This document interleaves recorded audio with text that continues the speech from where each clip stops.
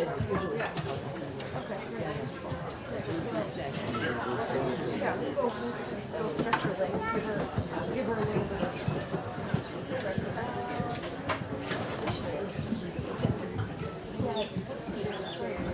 So, I don't know how to. I don't know.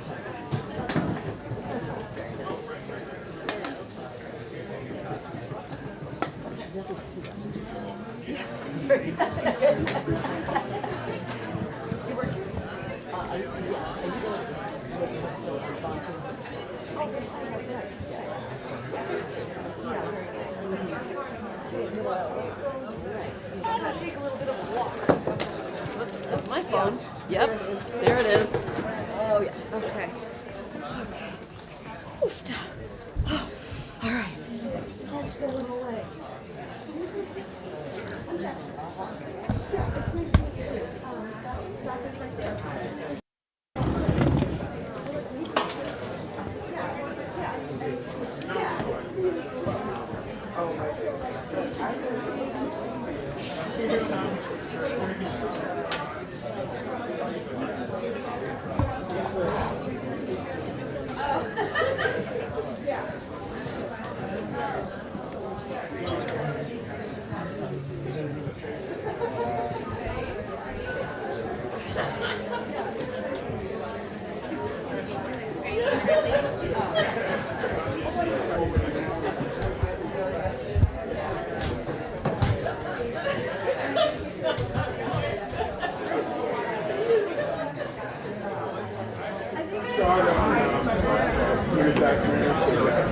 A lot of the stuff that she's talking about in the movie, part of my mission is that she's not vocalizes because it's all not the same. But simple translation from then to here to now, 2024, out of all the white people in this audience, many of them have hundreds of acres. Not any of them really shared hundreds of acres. So what I think for them, people are done with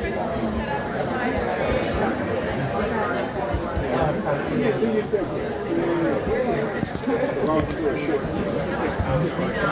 So this year my mission is really not to deal with a lot of people that are slowing down progress. Okay? And how they're doing that is they keep inviting us to classes. Really not two types of progress. Of course, there's the they're not educating us about the well, I know that. He told me that a while ago. Which are a majority of people. I'm not sure. That's why I don't go to a lot of these meetings because a lot of people. They're like me, they don't go to a lot of these meetings because of the fact that a lot of these meetings are getting seen I know many of these people from the 80s that started, the project. And it hasn't done that. It did what it wanted. It did. I don't debate anything. I'm just talking about Black history. That's what I'm saying. So that's what I mean. But it was never. But that's all right. No. I wasn't going to use the mic just because transferring between as much. I was just trying to take my mask down so much. I don't have it. Yeah, that's fine. I think this.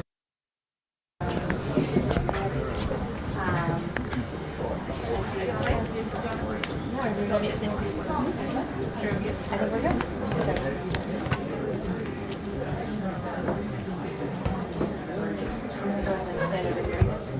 Whatever you want to do. All right. I'm 10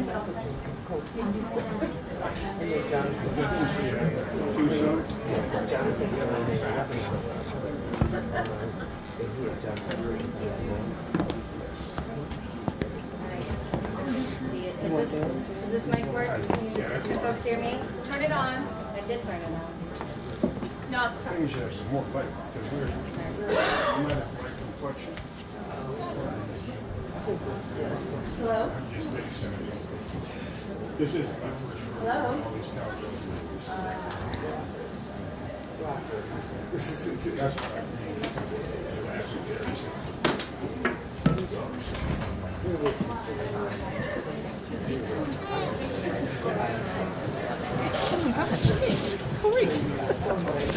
Nice to see you. Do you want to squeeze this up?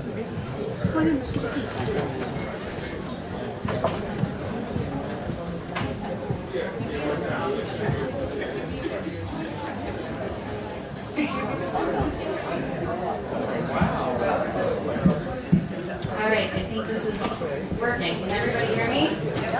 All right. Excellent. Well, thank you all so much for being here. Good afternoon. I'm really thrilled to welcome you here for this panel discussion of the documentary film Farming While Black. We have a wonderful group of folks up here to talk about this film today. Who's going to come out and join me, and I can introduce you. So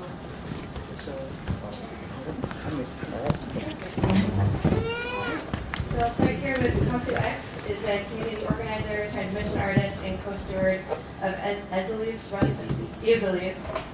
Respite Farm and Sanctuary on 13.4 acres of unceded Abenaki land in the Upper Valley. His activities there include harm reduction care mentorship program, hunting and foraging, cultivating perennial and medicinal food sources, and raising heritage breed chickens, guineas, and small ruminants. We're also joined by Hazel Adams Shango, she's the co-founder and production manager of the Flying Buffalo. It's a market garden farm in Loyal County that she runs with her family. She has a background in public service. She's worked in education in New York City, and she's also founder and CEO of an independent parent advocacy business, Being Special NYC. We are also joined by Adel Zaka Sharif, who has a background in farming. Zaka is a Haitian poet and film director. Zaka and his wife Jetta started Calabash Gardens in Newbury, Vermont. Their farm is now the largest saffron farm in North America, and he's also raising his child is an 18-month-old on their farm. And then finally, we're joined by James Key, who is the director at large of the Vermont Beekeepers Association. James has a long history in farming and began beekeeping in 2017. He earned his certification in 2019, becoming the first Black Vermont certified beekeeper in the organization's 150-year history. He currently works with more than 18 bee colonies, as well as working with other colonies as well. Thank you all so much for joining us.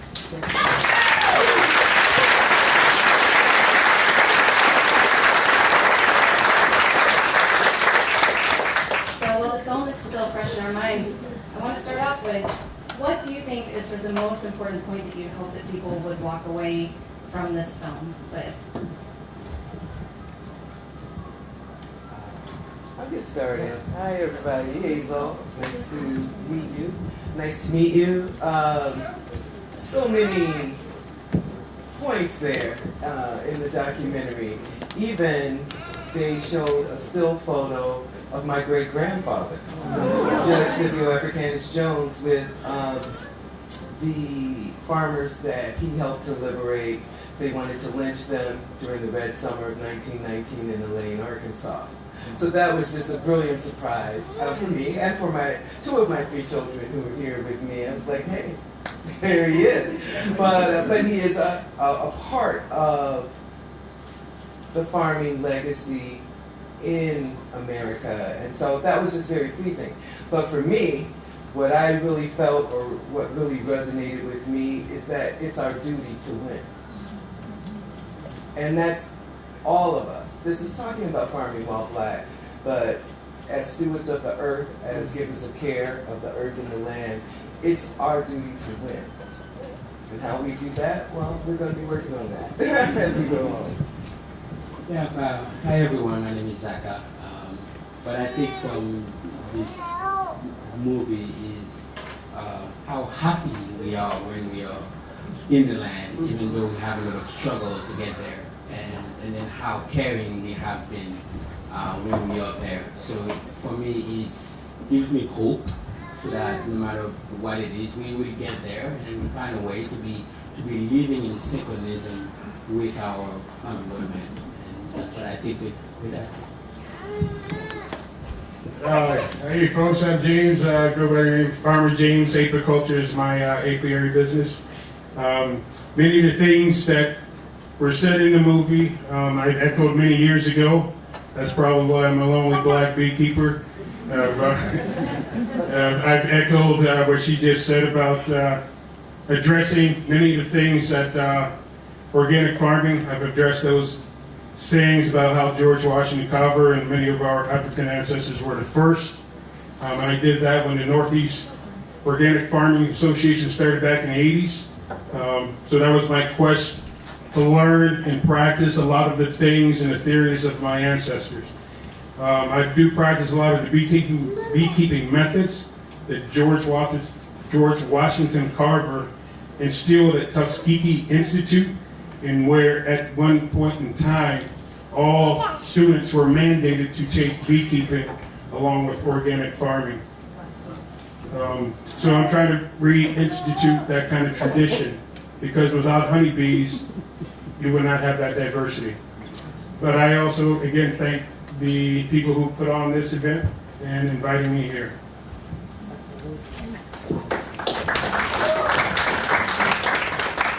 No, it's fine. I was happy to hear everybody speak. Yeah, this film, for COVID considerations, I will not be sharing a mic, but please feel free to tell me to speak up. So, yeah, I love this film. I loved the book. It was really transformational for me. It taught me a lot. And I think the thing that I took away from this is, like, to get back to the joy and that we have to do it ourselves. We see what government does. Hopefully there's mutual aid that can come from, here in Vermont to be able to kind of bridge that equity gap that the rest of our system doesn't really want to touch or wants to keep in place. So it's exciting to be here with other people who are actually able to, be on the land, on their own farms, and what we're doing for, hopefully for ourselves and for community, and like you said, Black liberation is liberation for all people. So. If I could, I would just add, step on what Kansu was talking about. What I really think that Leah and all the other farmers that were featured in the film and the collective, they're doing something what we call in our community, like they're keeping the fire burning. And you keep the fire burning, the ancestral fire burning, so that the young people in the next generation can see where they need to go. You keep the fire burning to stave away all those little nasty things in the dark. You keep the fire burning so that we have a point of focus and energy that we can join one another around. And so basically, I know one thing, I'll use I statements. One thing I'm trying to do by working with my children and my grandson in farming, in agriculture, in Vermont, is to keep the fire burning. The ancestral fire, all the strength, courage, and wisdom that we build upon and we live on here. There has its challenges, very much so, but we can do it. We can do it. Thank you. So were there any parts of this film that particularly resonated with your personal experiences in agriculture and farming?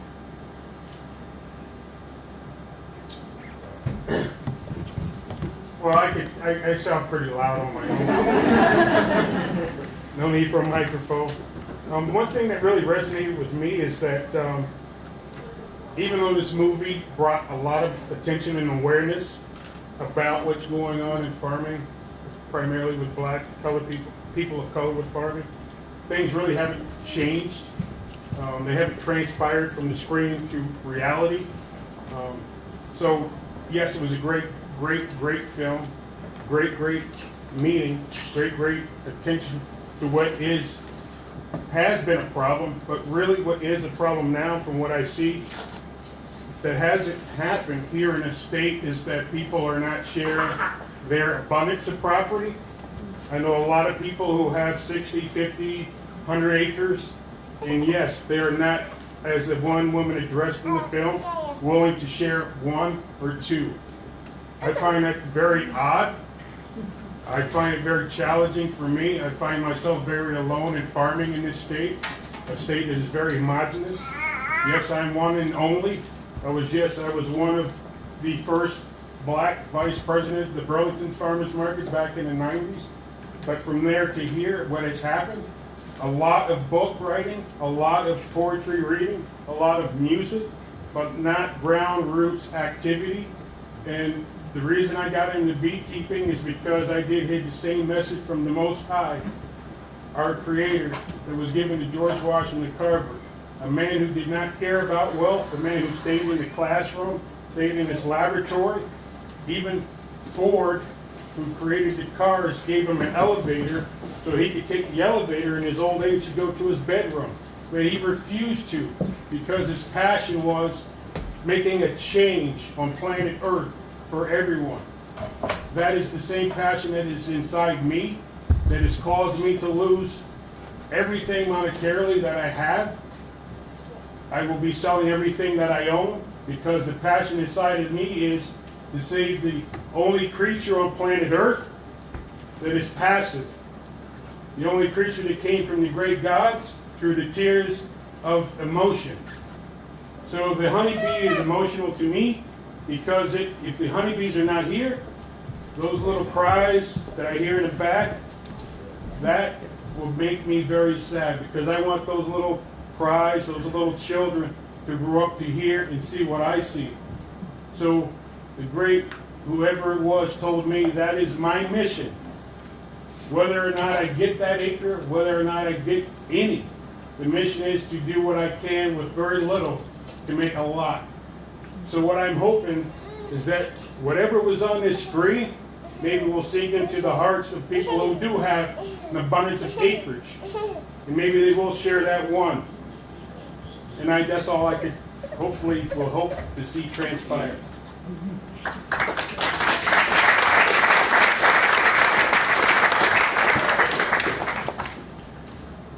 Would any of you want to follow and speak a little bit about what resonates with you from this film? It was really important for me to actually see Blaine Snipsall on camera. I've done a lot of reading around his Afroecology, and that's really informed my practice and how we farm at Izili's Respite. And to that point, kind of what Farmer James was saying, that nothing changed or trying to see that change get here, I become very pessimistic to that, but I think that Afroecology and hearing his ideas actually come out of his mouth, and what Afroecology means, it is sort of my necessary response to my own pessimism in the world. It is a black-centered understanding of the government in which we live, the system in which we live, and then the food that we grow, the spirituality that keeps us connected, that keeps me connected, I'll speak for myself, that keeps me connected to the earth. And also, it was really important to actually hear both the Penniman sisters' words and how they came to farming and feeling very separated from it, or that it wasn't something that might have been theirs, and then that realization to reconnect with roots. And that's also part of my journey of being really separate from farming at all, and then realizing that, like, oh no, this is the path. This is the path. And I would definitely agree with Kansu. I think they can hear us. Can you hear? No. Oh, okay. So I definitely agree with Kansu. Just a lot of touch points for me in the film. I raised my children in the Bronx. It was my daughter that first came home and started talking about vertical agriculture when she was in middle school. My other two children are deeply, heavily into technology. And we were trying to figure out, and I, the momager, I was trying to figure out how could I work on something with my children in adult life and at this stage of my life. I'm a city girl, born and bred. Born and raised in Chicago. I raised the children in Washington, D.C., New York City, the Bronx, and now we're here.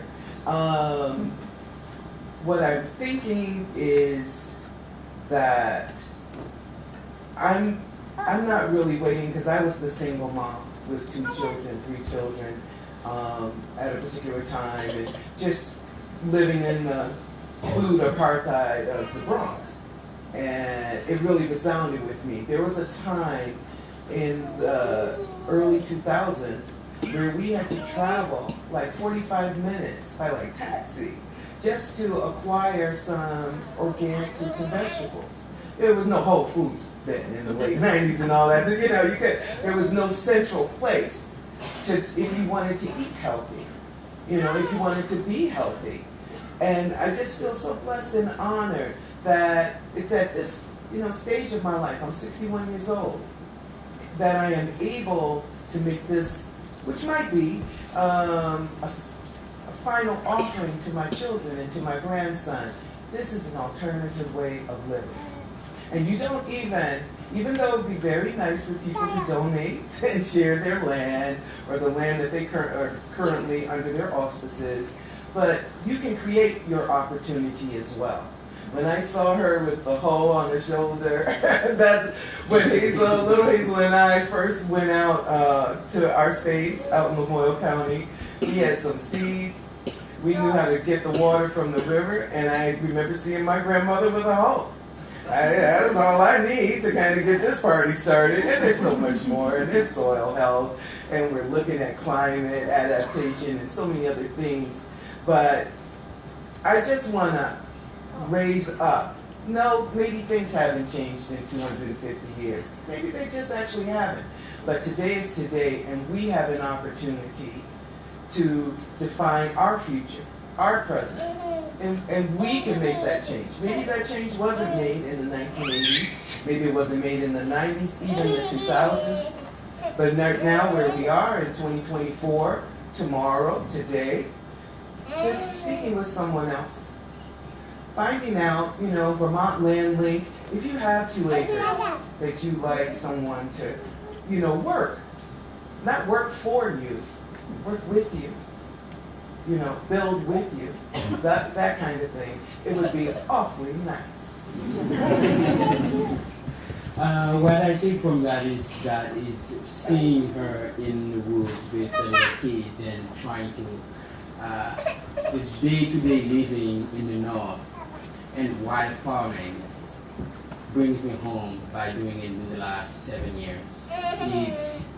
But at the same time, I felt like it's a privilege that Elle could be running outside and knowing and can put the dirt in the mouth because you don't do anything in the field. And I feel a little bit connected because they were singing a Ligba song, which is the spirit of crossing. And then I feel in the way they make their beds, that's the way I came from my entire generation in Haiti. I'm the first generation that's moved here 13 years ago, and the way we were farming and then the way that they portrayed that, it's definitely bring me home, and I feel that privileged to have a black girl to be running in the woods and skiing and eating dirt and doing really sometimes dangerous stuff, but it's good. Thank you.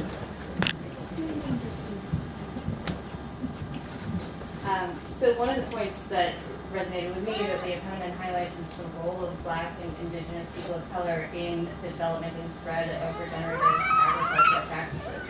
And I just wonder if any of you might be willing to weigh in on why do you think it's important to be highlighting and understanding and uplifting this history and these roots? You know, from she talked a lot about the sacredness of ancestors, of our ancestral roles and things of that nature. And I don't think that you can really like bond with the earth or strengthen your bond with the earth without feeling the earth, without touching all of our senses, without listening, without smelling, all of those smells and things of that nature. You would have to know the history of agriculture in America to even figure out, what is this regenerative agriculture? Why is it that I'm using cover crop here? She was talking about all the rain last July, and the flood and everything. And you've got to leave a lot of grass there growing. You've got to cover a lot of that land, or the nutrients will run off, nutrient management, all of those things. We have been talking about using no-till practices. We are moving over to raised beds this season, as an experiment and as a project. How can we be those givers of care and help the earth heal while healing ourselves at the same time and keeping each other healthy, one another healthy and whole? And I just think, and final point, there's a group down at Tuskegee Institute presently, Farmer James, that is working with the local community down there and is farming, Abu Bakr Kareem, and so these things carry on, whether we hear or see the noise, or whether we hear the tree fall in the forest, we have to be there. But these things carry on and move forward. I know that here in Vermont, we've got some work to do, all of us, whether you live in the city or you're living out. We've got to find a way to help restore the earth to its glory. Can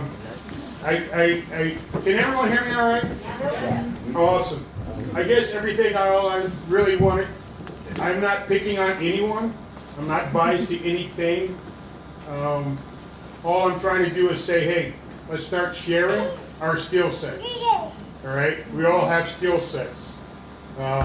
Whether we're managing our property, whether we're managing our lives, we all have them. So that's all I'm echoing.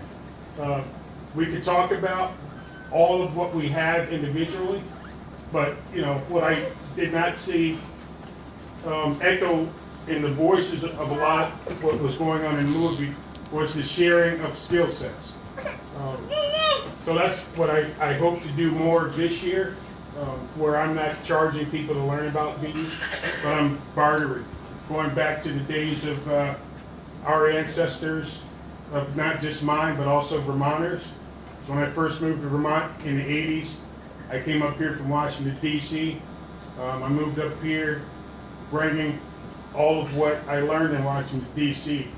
But what I learned from many old-timers, because I've been up through the Northeast Kingdom, and I presently live in Stockbridge, is that there are that few people who will share. So I didn't want anyone to think that there aren't people sharing parcels of their land or anything like that. I just want to echo it louder so we can have more and more people share. And that's about it. Thank you. Well, and I think that leads well into another question I want to ask, which is you've already spoken a bit about some of the takeaways for Vermont, but what other points do you think that we in Vermont can be learning from that can be making this state a more equitable and safe place for Black, Indigenous, and people of color farmers? I don't want to forget this, so I'm going to jump in.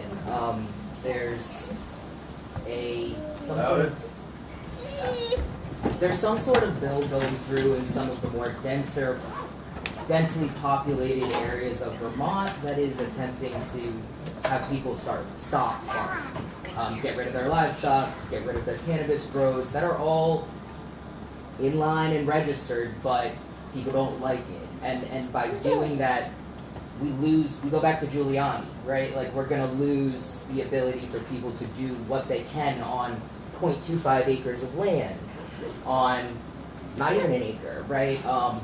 And I really want to kind of stress that I really hope that Vermont doesn't go in that direction, and that if there's legislators listening or hearing that like, that's a bad idea and will increase inequity here, especially for Black and brown Vermonters, and anybody who's poor, anybody who's living in densely populated areas as well, that don't have the same zoning as we do out in rural sometimes, and it's not equitable.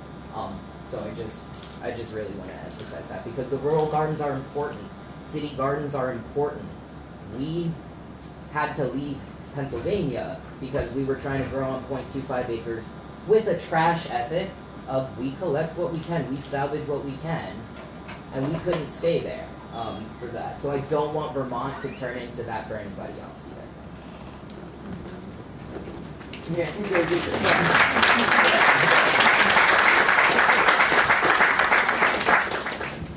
So to add what he was saying, it's what I've addressed with many other farmers, and that's the business side of what he's addressing. And that's what's going on with not just that little micro entity, but it's also going on with pesticides, number one, all right? As we are all have knowledge now that they've stopped all the lawsuits against Monsanto, that we all have microparticles in our body, and we're all urinating toxins, all right? So what that translates is that there is no organic farms in America, all right, period. The hoo-ha and the ree-rah and whatever, what he's talking about is addressing is that all these organizations cost money. So what the state has done and the federal government are now doing are forcing people to work together, okay, in rural America. Because what they see going on in the cities is that it's just going to be a wasteland, all right? So what's happening here economically is not just happening with just one person of color. It's happening throughout all the state with all farmers on all colors, all levels. Beef farmers, dairy farmers, vegetable farmers, etc. The biggest thing that will kill all the farms is taxation. We all know taxation without representation, all right? So it's not a color issue, it's all economic, and that's what I mean by sharing, okay? We can have a lot of talks about how we individually are working in collective. Working in collective does not translate to those lobbyists who are already winning in our great state of Vermont, and where many people in the Department of Agriculture will not listen to basic farming practices. They listen to the delegated farming practices of America. So what they're focusing on is what is profiting and what is profitable in America, okay? And that's it. Everything else is euphoria. Everything else is fictional. Thank you. So on that note, what I'm running into and what I keep hearing is that, yes, they keep wanting us to talk about the color, but everything really is, the color is green, all right?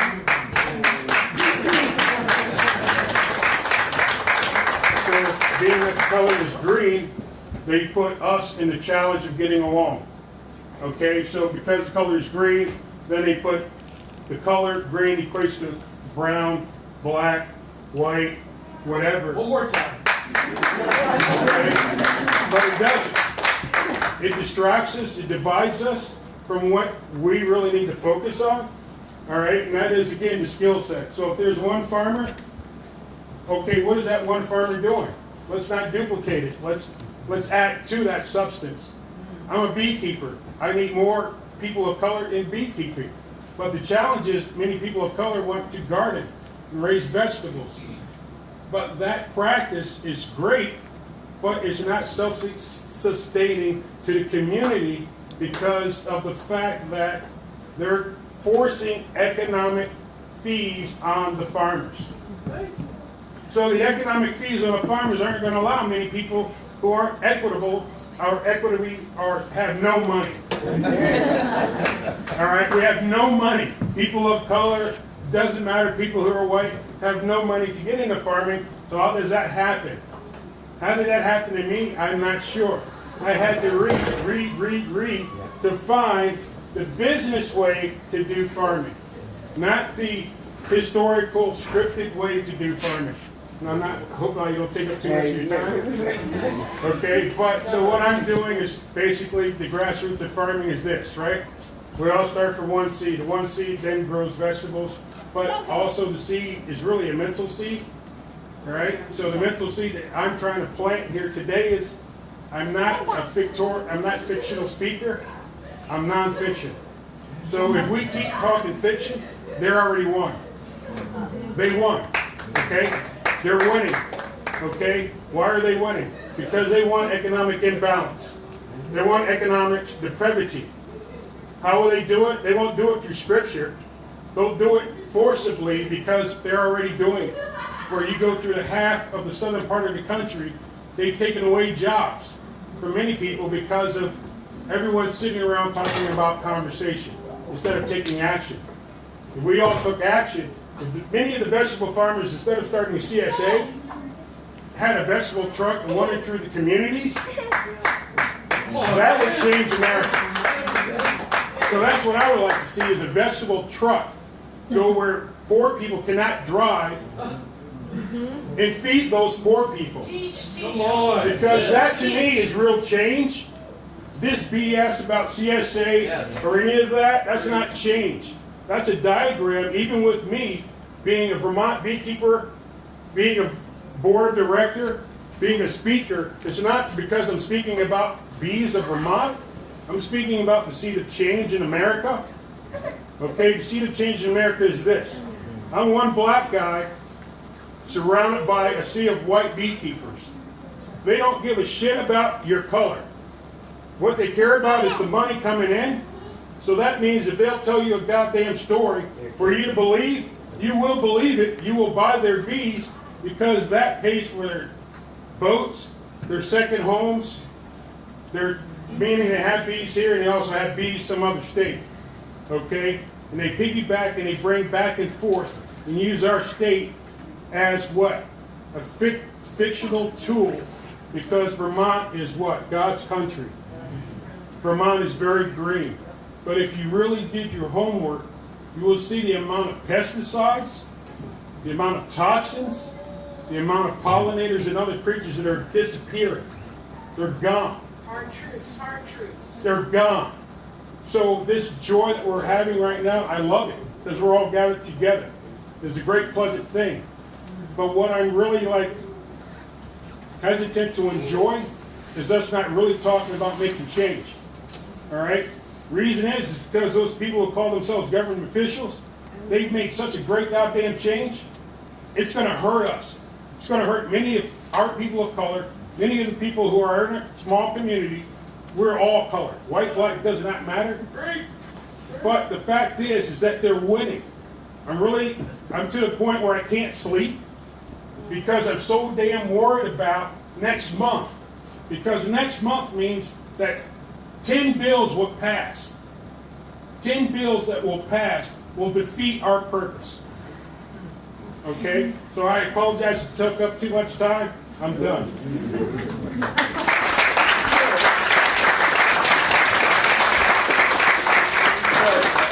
James and I not always, we've had somewhat frequent discussions.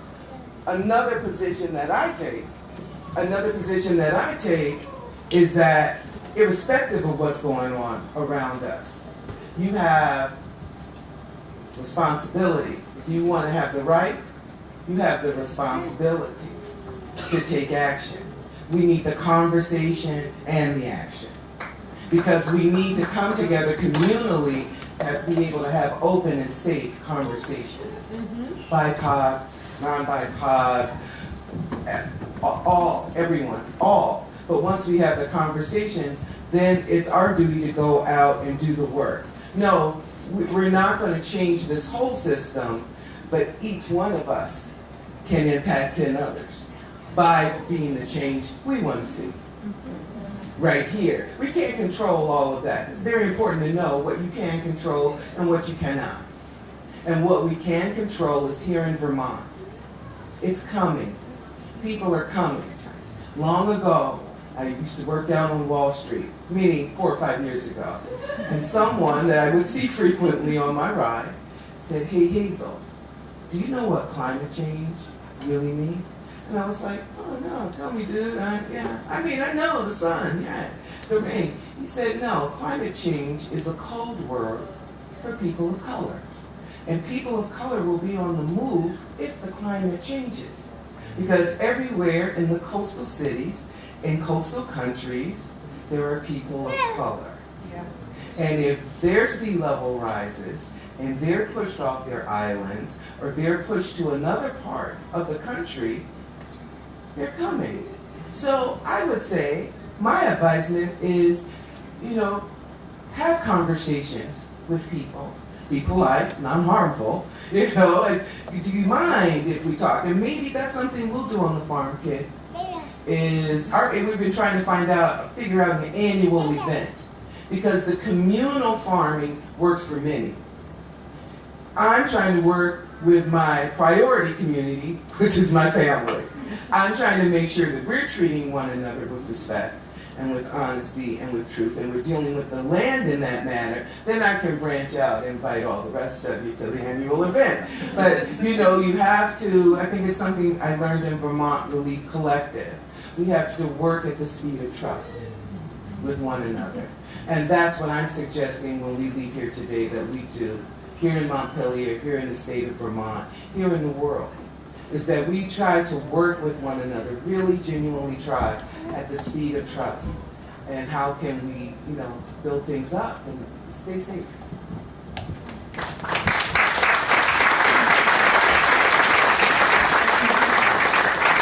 Well, that is all the time that we have for this conversation today, but I want to thank you all so much for being here to talk about this and share your experiences. I have what I think is an important question. Suppose I had some acreage that I would like to share. Whom do I get in touch with? Oh, I would definitely get in touch with the Vermont Leaf Farm Collective. Vermont Leaf Collective. Yeah. Of which I believe we're all members. Yeah, we're all members. So I will give you my email address before you leave, and I'll get it to the organizing squad. Thank you. The Vermont Relief Collective is a Thank you, sir. Thank you all.